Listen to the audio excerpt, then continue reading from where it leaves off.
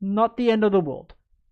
Okay, so now we're going to move over here and we're going to do a middle game lesson for you guys, okay? I'm going to try and do it fairly nice and slow just to not make this, too complicated. And actually, I wanted to do this from the black side.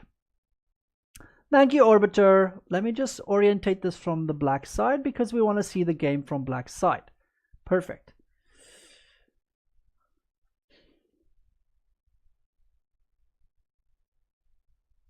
I was just being a little bit quiet for a couple of seconds because now I have the perfect spot to do interjection for the highlight for the video. Okay, so our middle game lesson today is about material imbalances. So let me first just explain, what does material imbalances mean? Okay, so a material imbalance is not a I am up more material or you are down more material. It's technically the same value, usually, okay? And the question of, like, let's say a pawn and a rook versus a knight and a knight, okay? And which one is better? So it's both are worth 6 points, but it's a material imbalance, okay? So it's not balanced, it's imbalanced, okay? So take something like 3 pawns versus a bishop, okay?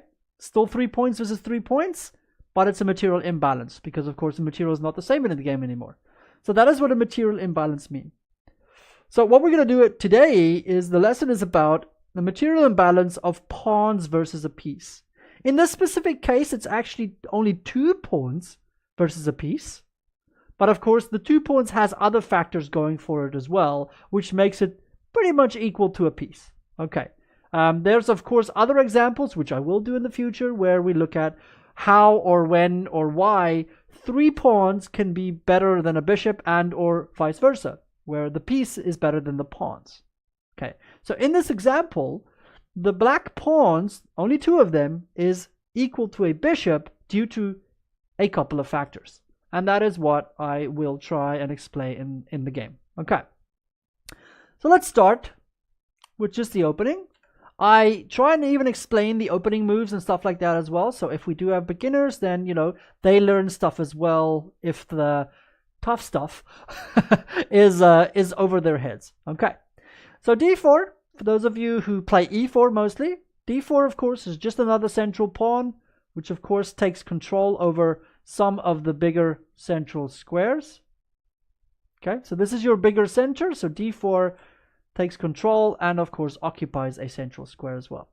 Black does the exact same thing, just countering it and making it harder for you to play pawns to the squares as well. Play c4, and this is called the Queen's Gambit. So the gambit idea is to decoy a pawn away from the center so that you can take a bigger stack in the center. Okay, the Queen's Gambit is a fairly safe gambit in general because most of the time you get your pawn back anyway. Okay, so by taking it, all you do is you give white a bigger center and he gets the pawn back.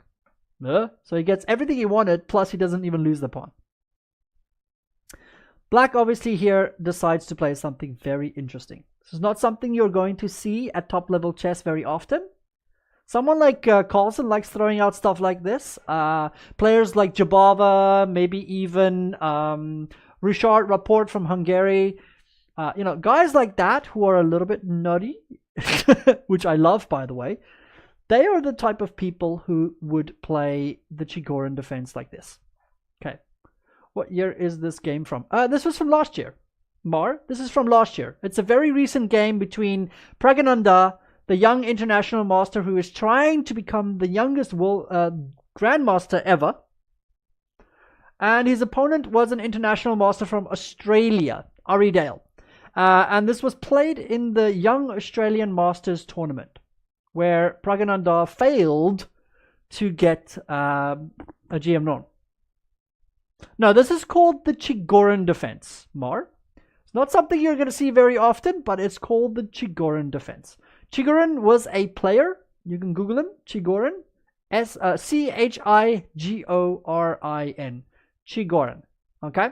He was a player, of course, and this is an opening that was named after him. And yes, Riemann, if you haven't done so, please give us a follow. And yes, you are very, very correct, sir. It is a very uncommon opening. Okay, so white plays knight c3. Okay, not immediately taking the pawn, but now there is, of course, pressure. There is only one piece defending and there's two pieces attacking. Okay, so black continues on knight f6, defending the pawn as well. So now we have two defenders versus two attackers. Okay, knight f3, just developing nice and simple. Okay, in most of these cases we would like to play e6 or d6 to defend the pawn, but of course now with the knight in such a weird place, suddenly we don't have this option. Okay, now things get a little bit interesting here, because black takes the pawn, which is a very weird move to play here, because you give white the complete control over the center by using this move. Okay, white plays d5. Of course, white has now two defenders and there's only two attackers. Okay, thank you, Reman. Thank you so much. Let me just part that poor Santa Claus there and make his ass fall, right? Okay, and now it's a tricky question of where do you put your knight.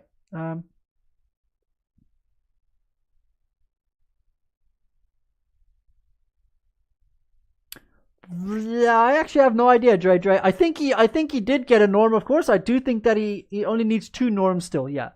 But he's been struggling badly. He is playing in the Rilton Cup, and he is still kind of in it with a shot to get a norm, but not an easy one. I think he needs 6.5 out of 9, and he has 3.5 out of 5, which means that he needs to get 3 out of the last 4 games. That's not going to be easy.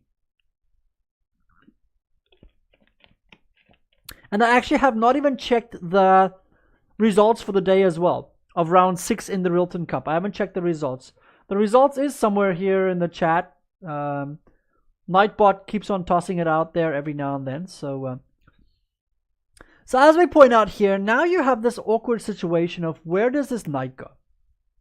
Now, knight b4 runs into check, Anasazi, and then you just lose the knight. Okay, so it's a very awkward situation. You can't play knight b4. So knight b4 just falls to this check. So a nice little simple fork here, because of course you can't defend the knight and stop the check at the same point, and you can't go back because the pawn will just take you. So knight b4 just loses a piece outright. Game over, done, GG, resign. So you can't play knight there. So it looks like the only real move here is knight here. But black plays something very interesting. And this is what I like about this line that black chose here. He plays knight a5. Now queen a4 check. Okay. The big difference here is, of course, is c6 now blocks the check and the queen defends the knight. Okay. Hello there, Cypress Save. Oh, it's Cypress Avenue again. Hi, Cypress Avenue. Okay. So c6 gets played. Okay. Now white plays a very interesting move, which I also don't think happens that often in these lines anymore. He plays b4. Because now the knight has this very awkward situation in life where it's going to be very hard for him to defend this piece. So now you're just threatening the knight. Okay? If we are en passant and pawn takes back, now we're threatening the knight because the rook is also behind it. Now, and if you play b6, then I take here, and now I'm threatening b4 anyway. I could also, do I have the opportunity? No, I think this is the better option yet. So this is very, very, very ugly, I must admit. It's not a very pretty position here to play.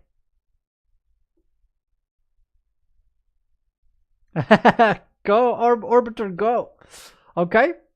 But check what black does. And this is what really intrigues me about this opening. By the way, it's an actual line. Black just plays b5. So black's idea in his head here is that I'm going to get 2 pawns for the knight. And I'm going to have complete control over the queen side. I'm going to have easy ways to develop my pieces. And I'm going to have clear targets to attack. So I get 2 pawns for the piece. Okay. Clear weak pawn targets to attack. easy ways to develop my pieces while attacking, okay? And easy king safety. White, on the other hand, has a piece, but he has an extremely awkward position because those pawns are dominating a lot of squares. And getting counterplay and or protecting his weaknesses is exceptionally hard. So all in all, this might even be a slight advantage for white this opening, but I think it favors black because black's game is much easier to play. My nose is itching like crazy. Okay, so very, very, very easy. By the way, guys, do me a big favor. Join us on Discord as well. If somebody can just type !Discord, then you'll get the link to the Discord channel. Okay.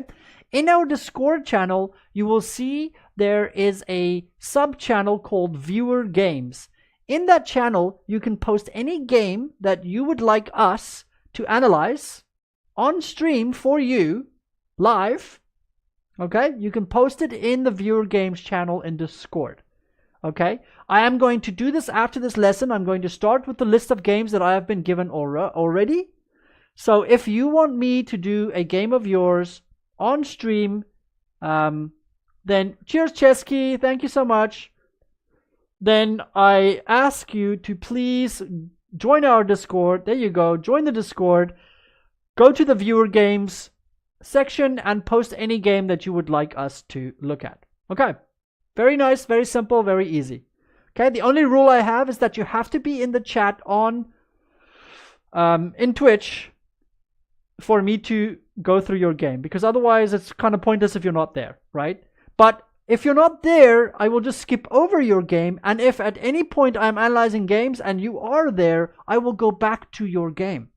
That's why I put them in an order. Okay, so no worries. If you're not here, I skip it. When you're here, we get in there. Okay. Okay, cool. Yeah, so Wayok Gaming, exactly. So he takes the knight. Okay, so you go down a piece. Queen takes here, and b4. And after knight d1, for lack of a better square, pawn takes. So now we take stock of what is going on here. So again, we have 1, 2, 3, 4 versus 1, 2 on this side. So we have 2 pawns, and white has an extra knight. Okay? So black has 2 pawns and an extra knight. But first of all, look at the beautiful control of these pawns. Look at the weakness of this pawn and this one eventually. If we win the a5 pawn, the a2 pawn becomes just as weak. Okay. The other factors, like I pointed out, it's very easy for us to develop. Okay. We're easily going to get pieces to easy squares, castle, get this rook, bishop in here somewhere, get the rook in here. It's very easy for us to just continue gradually creating problems for white. It's super simple to see where black's pieces are going to go. Everything here becomes very easy for black to play. Okay?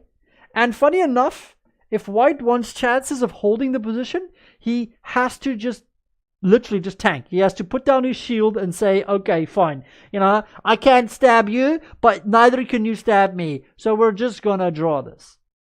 But if he's impatient and he doesn't do that, and or if he tries and gets something going himself without being careful, then his whole game will fall apart.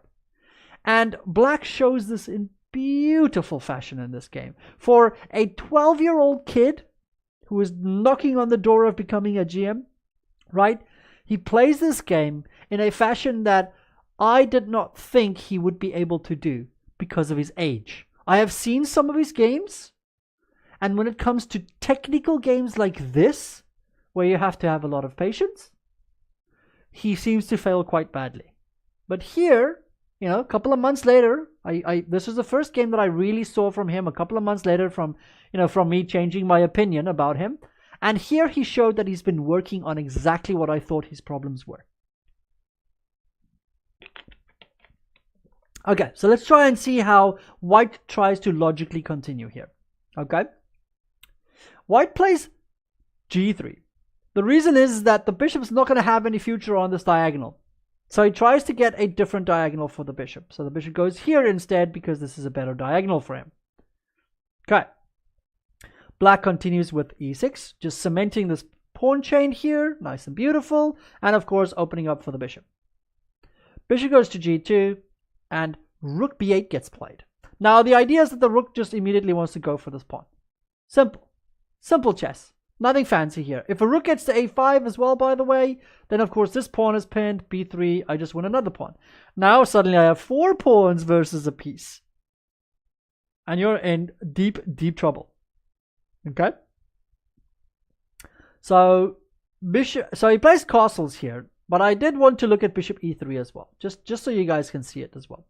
After bishop here, attacking your pawn, now you cannot play here, because then maybe he could even play here, which is a little bit of a nuisance. Okay. Black would just play here, and after you take, I take, as I pointed out. Okay, in this specific case, the bishop defends the rook, so now b3 doesn't work. But the correct move here would just be knight here. And the idea is, boom, boom, boom, boom, boom. Good luck stopping that. Like seriously, good luck stopping that from happening.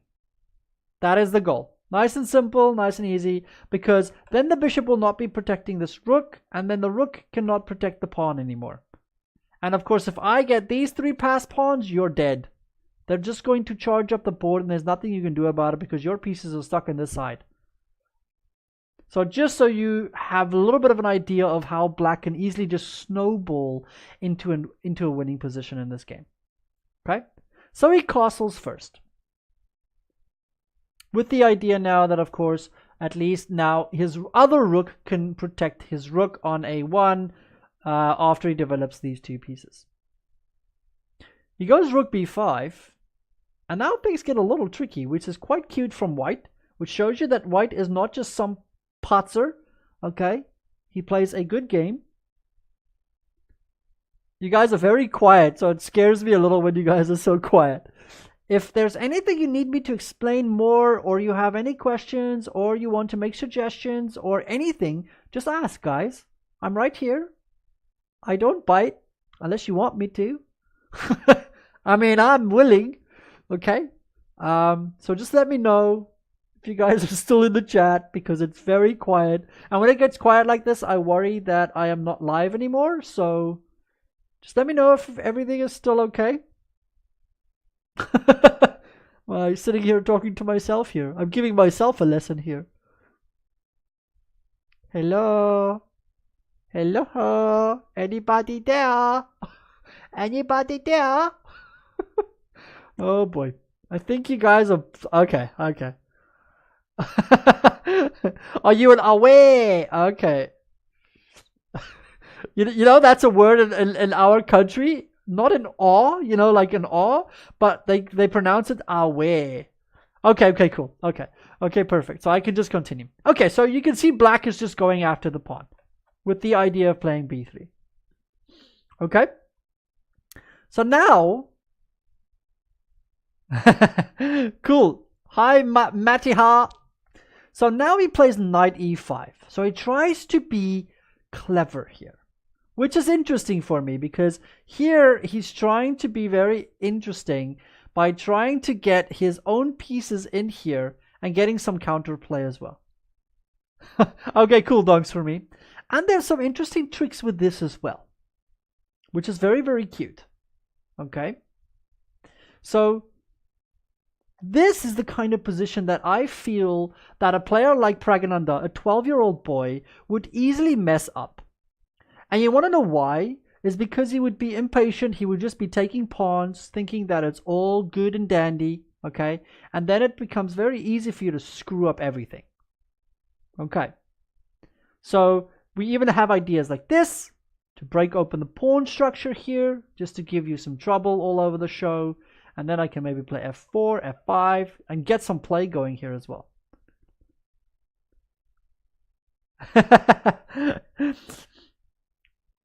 Hi, Maddie. So The next move for me from black is where I can see how Pragananda has matured as a player, which for me was very impressive with this game. Ishaka Hout. Thank you, Ishaka. Thanks for the follow. And he moves bishop d6. Instead of going after the pawn, he decides to rather get free development, okay, by using tempo. So like now we attack the knight, and now of course the knight has to move, right? So he gets free development out of the deal, okay? The knight goes into c6, attacking the pawn, okay? And also putting pressure on this pawn. A little bit of a nuisance knight, this one now. So he continues on by making sure he gets development moves, which I really, really love here. Bishop d7. So he just continues on in his development path here. So now he gets to develop another piece. Of course, all the pieces are pointing this way. Okay, all of them want to get, this rook needs to get into the fight here as well, and the knight wants to get into this fight here as well. Somewhere. Because eventually we want to be able to play b3 and just win on the queen side with our pawns. So these two moves that he played here, for me, was very mature from black. Okay? Now he plays a4. This was the idea for white, was this nice little in-between move. Because now the knight still protects here and we're attacking your rook. Of course, you don't want to en passant because then your pawns get shattered and it's much easier for black now to survive the game. You want to keep these pawns connected as black. Very important as black. Keep the pawns connected. Don't be hasty. Castle your king. Get your other rook into the game. And then start working on the weaknesses. Hello there. We have a guest. Come say hello to everybody. Come Stanja. Come Stanja. Stanja. Come Stanja. Come Stanja. Come. Come here. Whoa, whoa. Come here. Say hello everybody. My name is Sammy, and if you love me, you love me. Yes. Hey, big boy, what's that? Hello. What is it? Oh, hello. Hello. Everybody is trying to learn Middlegames here, and you just want love, huh? Is that all you want? Just want some love. You want to go outside quickly? Oh, look at that. Look at him prop up his ears. He's like, wait, what? Where are we going? I'll open the door for you. Just give me a second.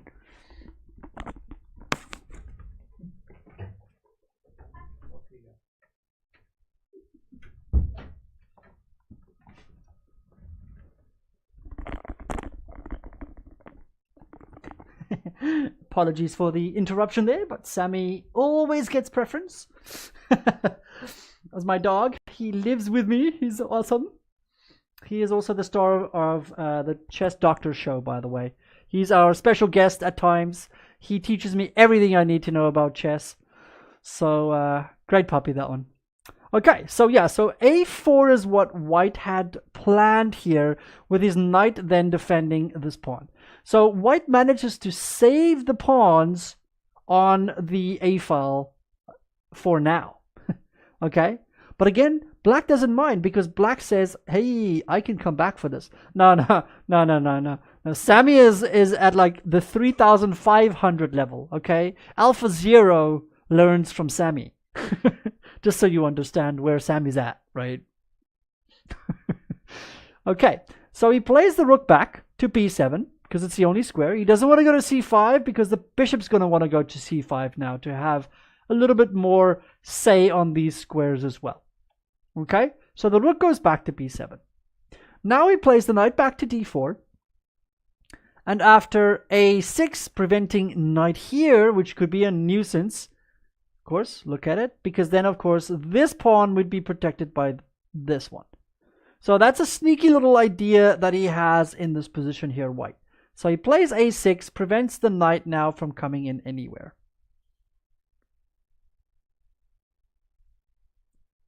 Why walk gaming? It's not that it would be better for white to trade off the queens, but in these positions, I always feel like it is up to white to literally hold things together and hope that black makes a mistake somewhere along the line and then you pounce, right? But you have to be extremely patient as white here with the piece versus the two very, very strong pawns here.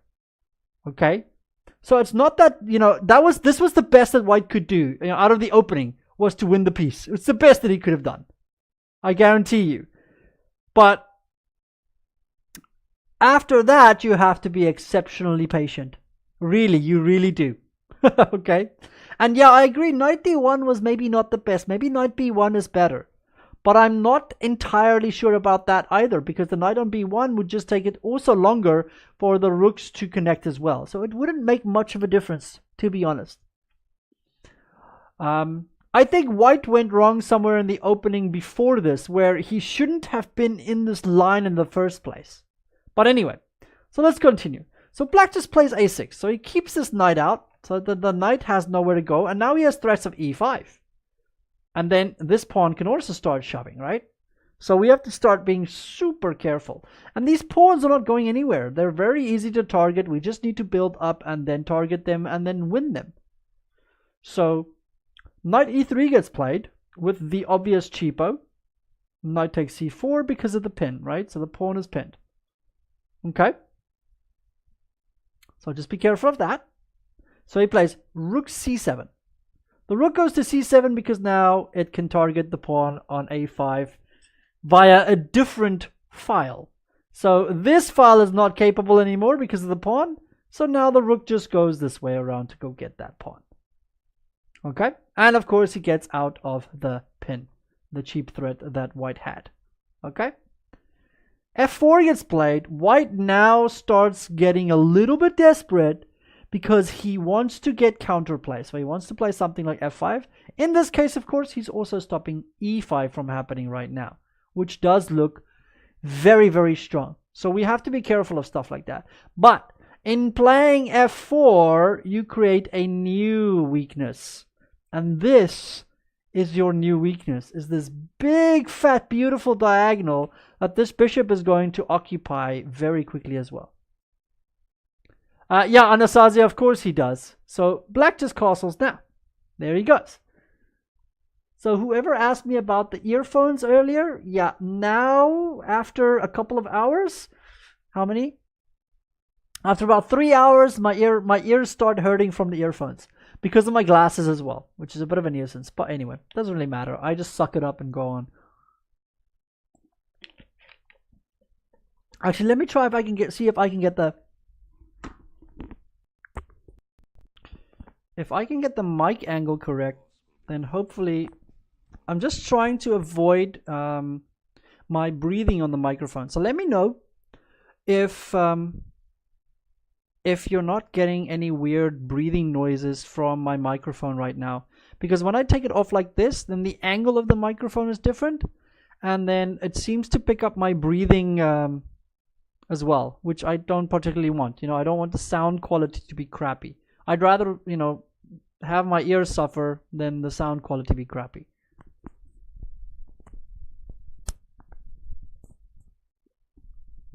So just let me know if there is some weird, blowing or breathing sounds going into the microphone if I have it on like this. Okay, just let me know. I can't even put my glasses and a headset on without ears. Exactly. White dancing. It's nuisance. Okay, so just let me know if it is okay. Yeah. Okay, cool. As we go on, just let me know if if suddenly you can hear me breathing very loudly. Okay, cool. So black finally castles. Okay, now this rook can finally come into the game as well and come and help with these two passed pawns. White plays h3. Now, I'm not really sure what that does. In all honesty, I'm not going to lie to you. I have no idea why h3. No.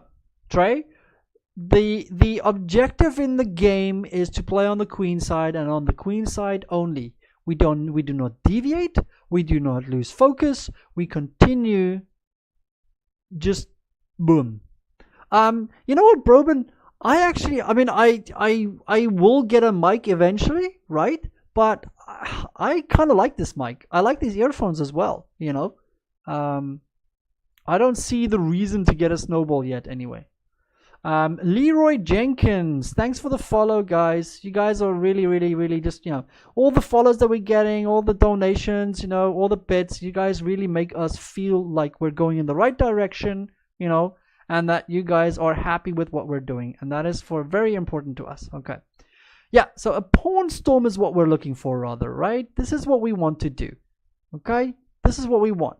So again, Dre, one of the important things that you have to realize, in a game like this, right, is that we have to be extremely focused on our specific plan. Okay? In a position like this, we can't deviate from the plan because, of course, we're already down material, first of all. And the reason why we gave up the material was for those two strong pass pawns on b4 and c4. So we need to focus on making those pawns worth that piece or more. Okay? Okay, so let's continue. Okay, so yeah, maybe so Maddie is just pointing out maybe h3 was played to avoid this idea where the pin and then the knight would be quite painful. So I understand. Yeah, you know what? It's either Blue Yeti or the what's the other one? Something with an R? Rodeo, Rodex, something like that. So yeah. No, I agree. I will skip the snowball. Snowball, no ways. I won't go snowball. I would definitely go for a Blue Yeti or for the other one. I can't remember what it's called, but yeah. Okay, anyway. Okay, so bishop c5 gets played anyway, of course. Okay, bishop wants to be on this diagonal. And of course, the bishop can drop back to a7 when the rook can still come and win the pawn. Why walk gaming? No, it's cool. See. Well, in all honesty, okay, but that's what I was trying to avoid, Broben, is the clipping. The clip sound is more just because of the angle. When I have it like this, at the downward angle like this, then the clipping is not bad at all. You can barely ever hear clipping. So yeah, so I understand that, Broben. But again, at this point it wasn't a concern. I had to make a few decisions on, what equipment I needed and or wanted. So I preferred to go for a 27-inch screen as my priority. I went for a 27-inch screen.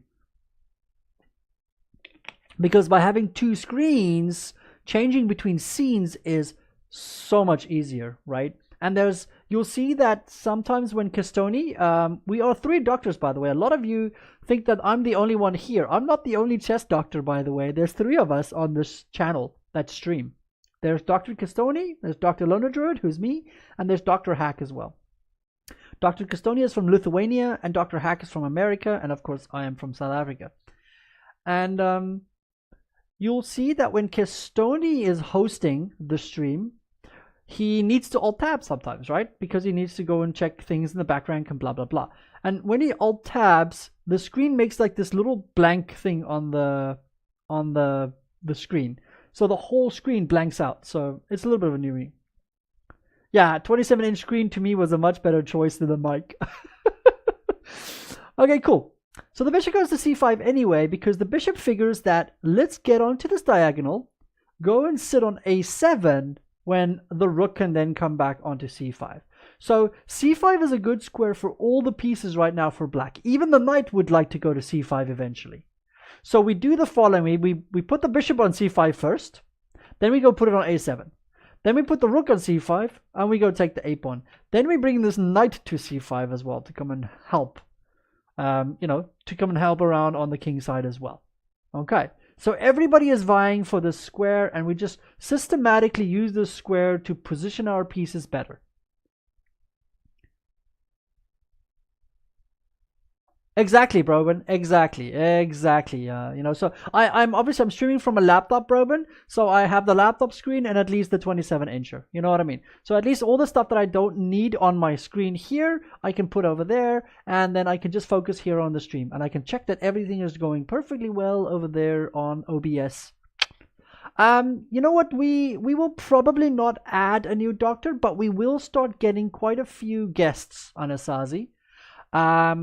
We are in talks with GM Peter Svidler. We are talking with GM Irina Crush. We have a few other female WIMs and WGMs that we would like to, invite onto streams as well. So keep your eyes peeled, boys. Keep your eyes peeled. We're gonna have some pretty ladies up in this joint, just to spice it up a little, right?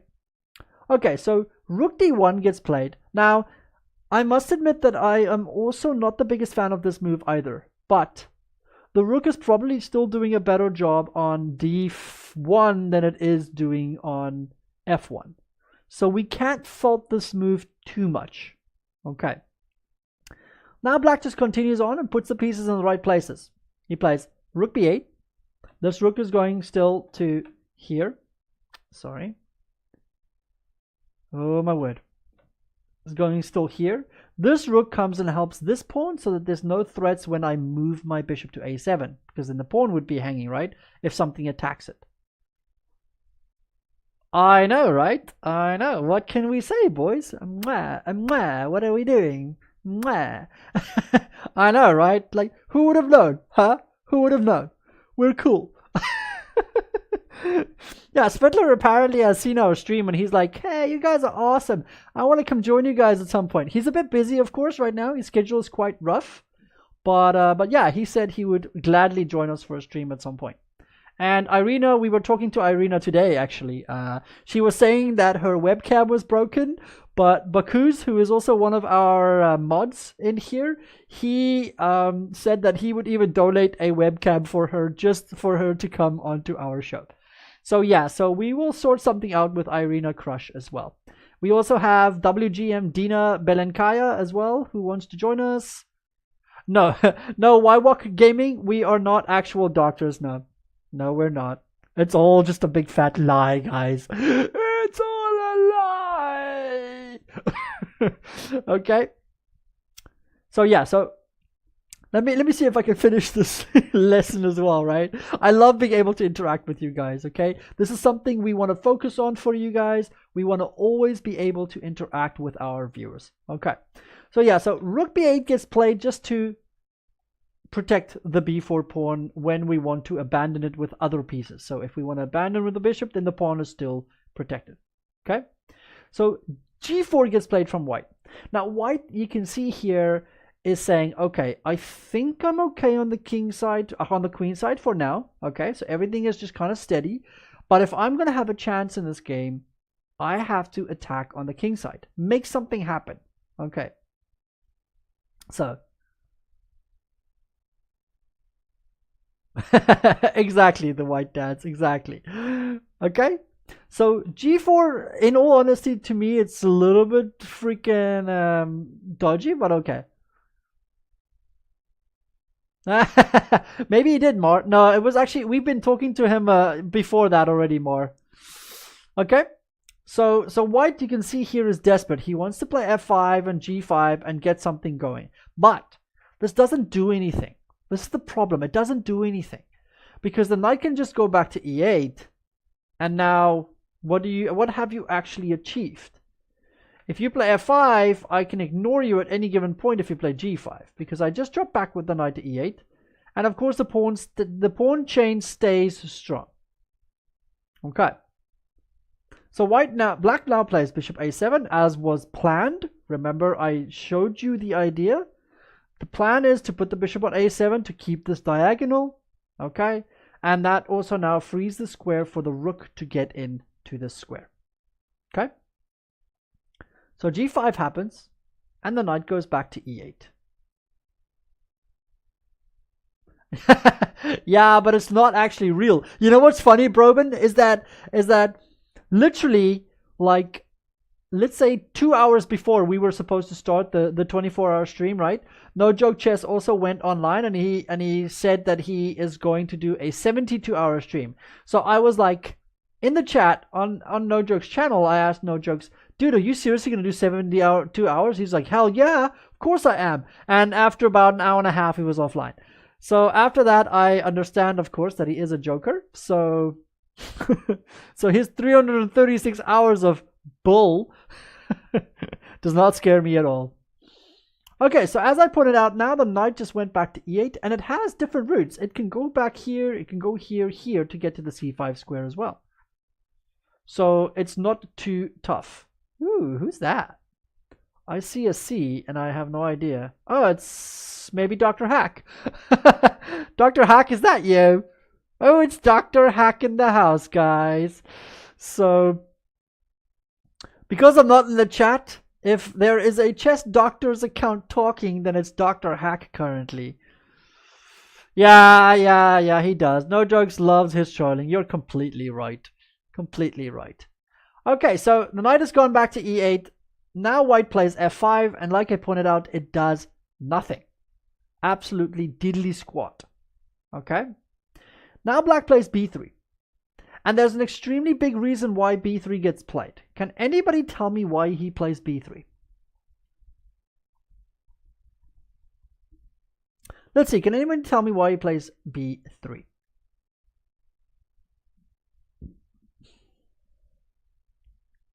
There is multiple reasons for b3, but yeah, you've been outed. You've been outed, Dr. Hack. Don't try and hide in the Chess Doctor's account.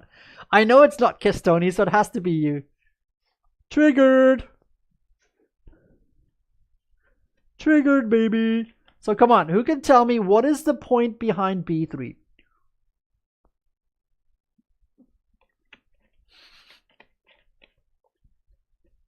And no, it's not just to play b2, okay? I know that he could just play b2.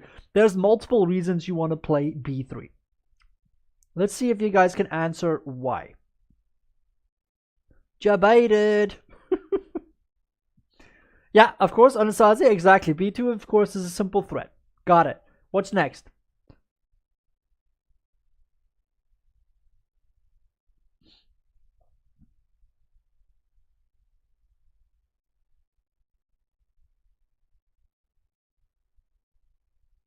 There we go. Very nice. Very nice. Exactly, donks for me. Exactly. So it also vacates the b4 square. So now we have extra pressure on a4 as well. Very, very true, donks. Well done. And the other reason, of course, is now we can just play c3 as well. And the 2 pawns have now finally advanced to the third rank. So the pawns are now finally supported perfectly by the pieces, right? We have this beautiful pin. This bishop's blanking through here. The rooks are in position behind the pawns. So now these 2 pawns can finally shovel up the board.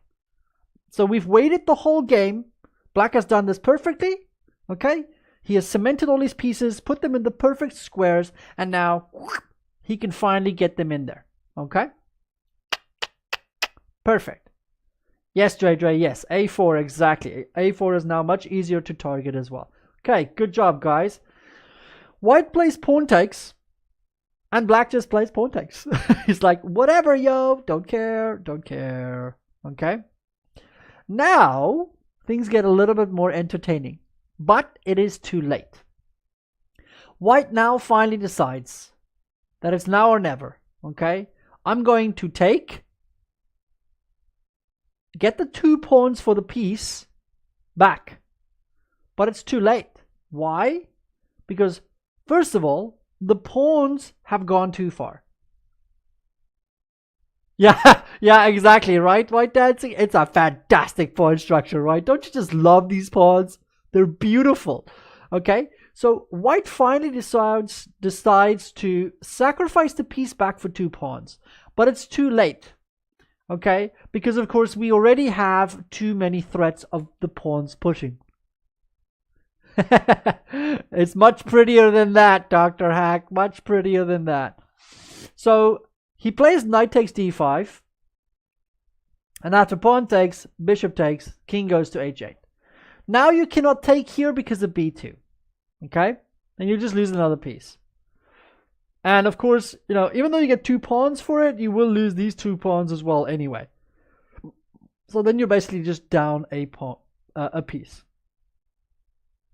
I used to play a lot of Dota while walking gaming. I used to play a lot of Dota, of course. Yeah, so Lone Druid is, of course, one of the characters from Dota. Dota 1 and Dota 2, of course. Okay, so now... Of course, yeah, exactly, Broben. Very well spotted, Broben. If we go all the way back, we realize that, hey, this a pawn would have been much better on a2, right?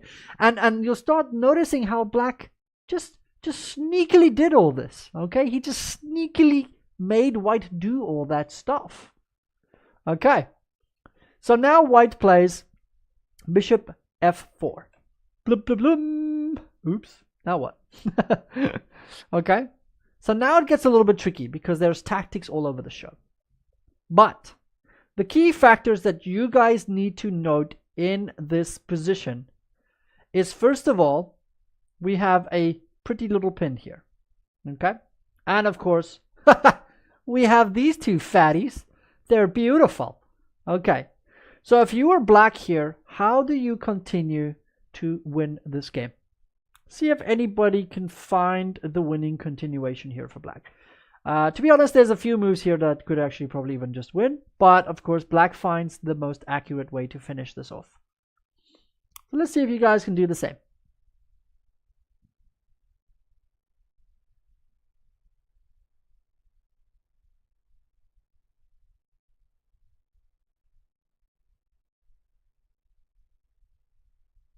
Everybody is stomped. Everybody looking for moves.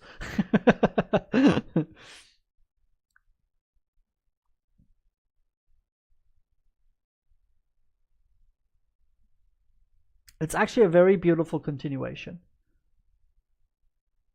Just because everything is hanging everywhere. Rook c5, why would you block your own pin? Don't do that. Don't be scared now. Don't defend. Attack! Knight d6. That would just lose a piece for nothing, Rayolis. If you move knight d6, he's just going to take it, and he still has the same skewer on your two rooks. Okay? What are the things that I point out in this with my arrows right now? We have the beautiful pin, and we have the two pawns. So what do?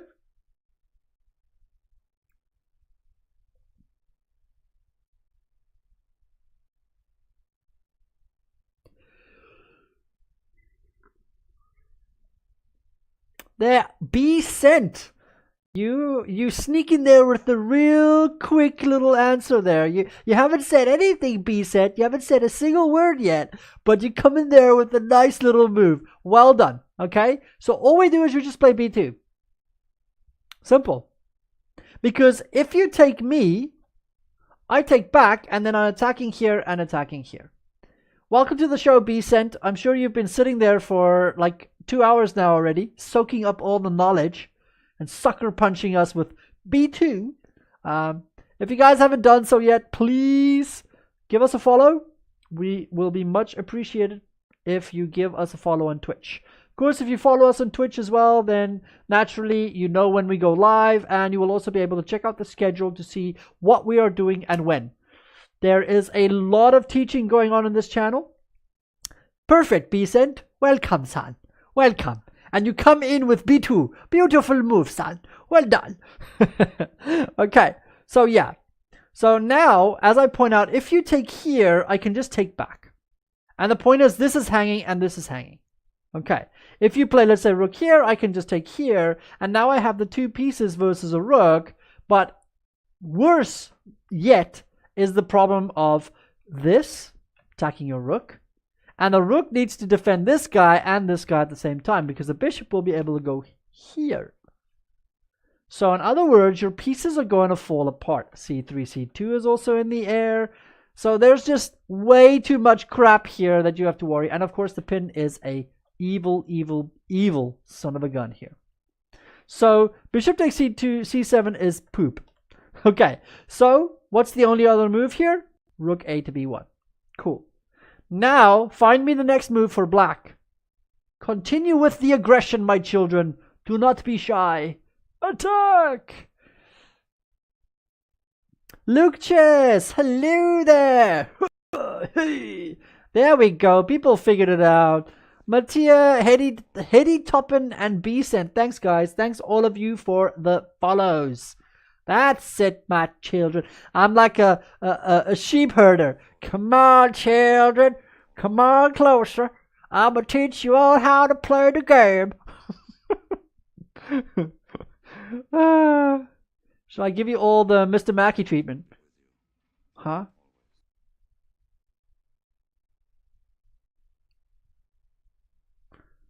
Let's see. The bishop takes a1. Yeah, that's true. Pawn c3. Nope. C3. Nope.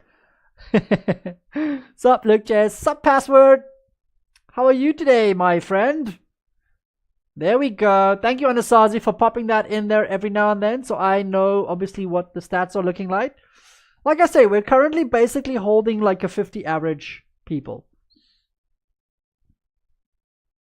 And again, I point out to all of you guys again, join us on Discord, okay? Because if you join us in Discord, we have a sub channel in Discord. Can someone just quickly post the Discord channel? Type exclamation mark Discord. Please type exclamation mark Discord. Can I do like I can do like announcements, right? We have an announcement to make. Can you please type exclamation mark Discord in chat? Then if you guys join us on Discord, you will see that there is a viewer game channel in our Discord channel. If you post any one of your games, if you want us to analyze a game of yours on the channel, on the stream right now, like this, right? Then post your game in the viewer game channel. Ooh, viewer game channel, right? And we will do it. We will add it to the list of games, and then you can have your game analyzed on stream. Okay, Dre, you get the prize. Bishop takes a4. Perfect. Why? Because, of course, bishop takes a4 attacks here, and if you take, I take back, I'm still just attacking both of your pieces. Perfect. And, of course, this rook needs to defend this knight as well. So the overloading becomes a big problem for white. So, yeah, bishop takes a4. He tried to take here, knight takes here, and after bishop e4, defending the rook, okay, defending the square so that the queening doesn't happen, okay, but it doesn't work. Why? Because bam, bam, and finally, the final move, boys and girls, final move of the game, find the killing blow.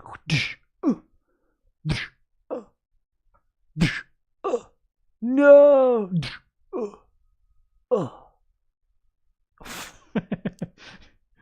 How to beat up yourself in one easy step. So it's black to play and finish this off with a nice little finish.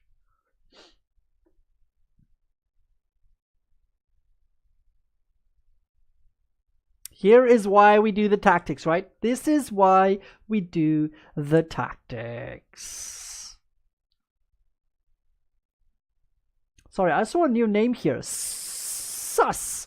SUS4B9. Welcome to the show. And Brawl Master. Sup, buddy? Hi, guys. To all the new faces, you are all very welcome here. If you have questions, give. Ask us all you want. I are here to answer the questions you have. Okay? And as I pointed out earlier, if you guys haven't done so yet, follow us on Twitch. If you're watching from Lichess and you don't know how to do that, all you have to do is click on the text at the bottom of the video in Lichess that says follow Chess Doctors on Twitch. Click there. That'll take you to Twitch. And then you will be able to follow the Twitch channel. This means that you will know when we go live. You'll be able to check out the schedule and. I still don't see the correct move. No. You guys are all very, very boring. No, don't be boring, boys. Don't be boring. I'm pretty sure that wins too, but there's a much cooler tactic here. Don't be pansies now. Come on, guys. Let's not be pansies now. I'm sure that wins too, okay? I agree. But you still have to watch out for little stupid mate threats and stuff, which means you're going to lose this pawn as well. And then the game is not that easy to win still. Then you have to win with this and this versus that, which is still a little bit annoying. Not the easiest game you've ever had in your life. Nope. Luke Chess, it's not the best move. Knight e6, then e3 gets played. Nice one, Brawl Master. Jay, well done, buddy.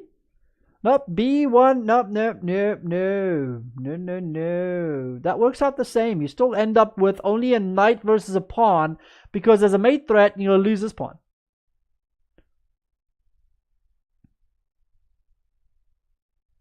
Yeah, white's going to try and be cheap. So that's exactly the problem. This is why... P1! Hi, P1. Yes, a knight move, but not knight e6 because, of course, e3 will still keep things slightly together here. Okay? Seberdak! Hi, guys. So many new names. Hi, everyone. Come and follow us on Twitch. Then you guys will always be aware of when we're doing chess lessons like this and so on and so on.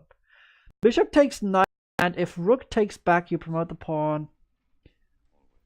Thank you, SUS4B9 for the follow there. Joining the Chess Doctors Hospital here. We are here to solve all your problems. C3, he says.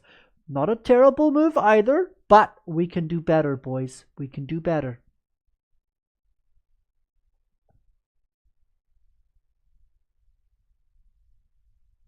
Yeah, I know, Dr. Hack. Dr. Hack, give everybody a chance there. Giving everybody a chance. Notorious and Inner Mirror. Oh, I remember Inner Mirror. I love that name. Inner Mirror, what do you mean? How do I archive endgame lessons? You can just check them in the videos tab under highlights or under, what are they called? Collections. So the endgame lessons will be put under the endgame collections, and of course these middle game lessons will be put on. Oh, Dre again. Dre again. Dre, you know what? I think the lessons are doing really great for you. Yeah. Dre is the man. Dre's got it, yo. He does it, snap. Take that, children. Knight b5. Dre suckers them all again because not only are we threatening this, but we're also threatening that.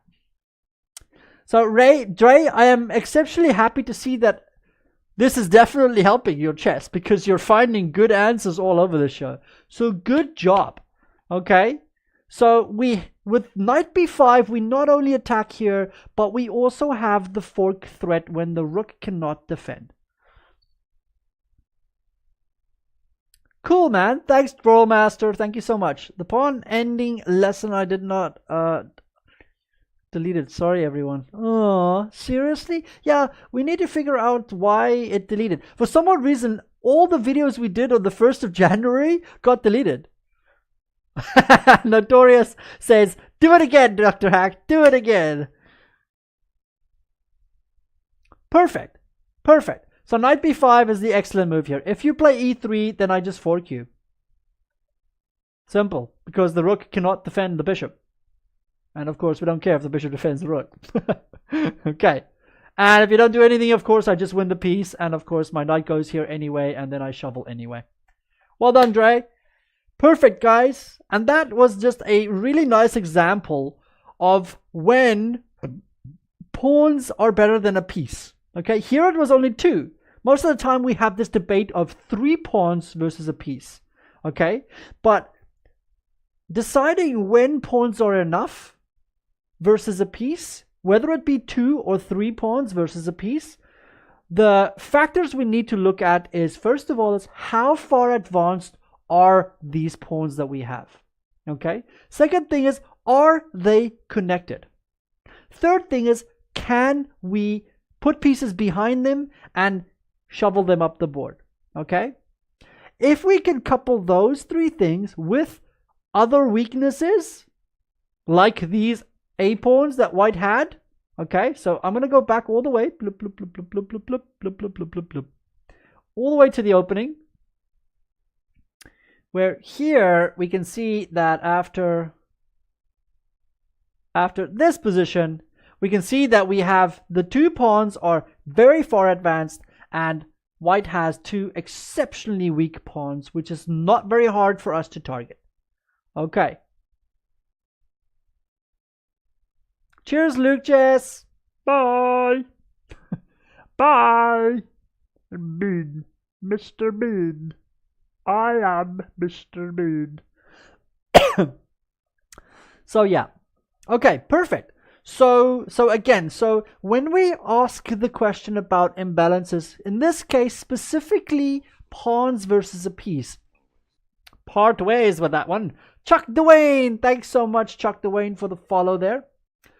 You know, our things that we need to look at and always focus on is answering the following questions when we have the pawns. How far up the board are the pawns? Are they able to protect each other, get pieces behind them, and keep pushing? Okay, or are they capable of being blockaded?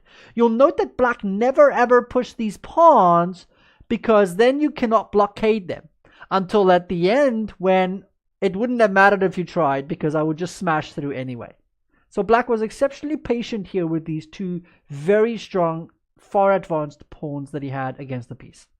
Okay, so the question again, well, this just becomes because of, do you want, can the pawns keep rolling? Can you get pieces behind them?